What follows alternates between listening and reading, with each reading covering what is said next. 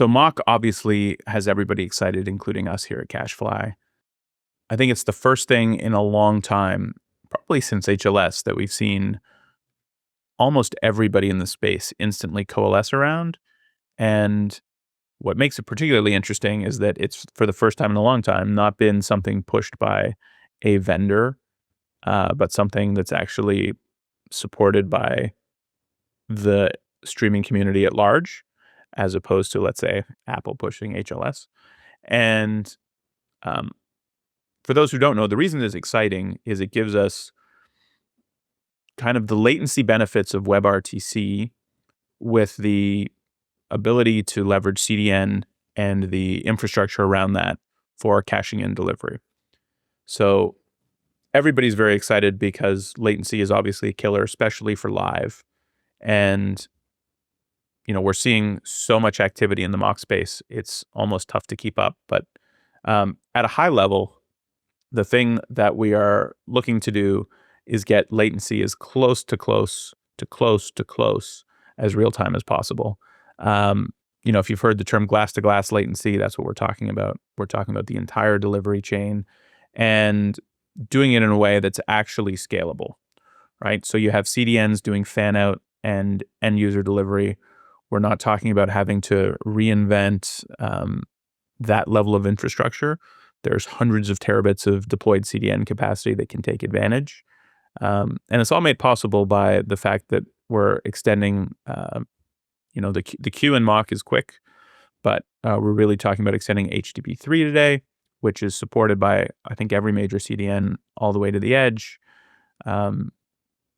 So it gives us the best of both worlds. The thing that you always lacked with WebRTC and even other technologies was the infrastructure to do it at scale.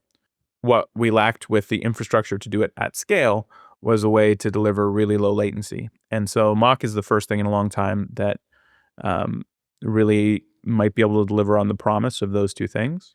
Still early. Everybody's still coalescing around how the hard parts are going to work, whether the hard parts are ABR, meaning adaptive bitrate. The hard parts might be add insertion. The underlying core technology allows us to build a lot of things in a greenfield way.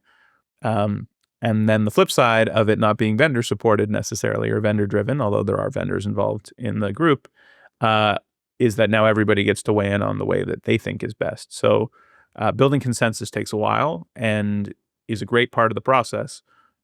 But while that's happening, you're going to see people like us lock into specific versions of the spec, maybe build our own answer for how clients should do ABR, and then come back to the standard once everybody's agreed on what the standard looks like. So at a high level, the best way to think of MoQ is super low latency, super scalable.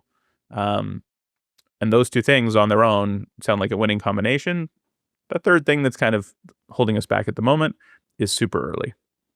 And when things are super early, they're just not quite ready for production yet. However, I would encourage everybody to start trying to get involved in technology previews, betas, whatever people are calling it. We're running a technology preview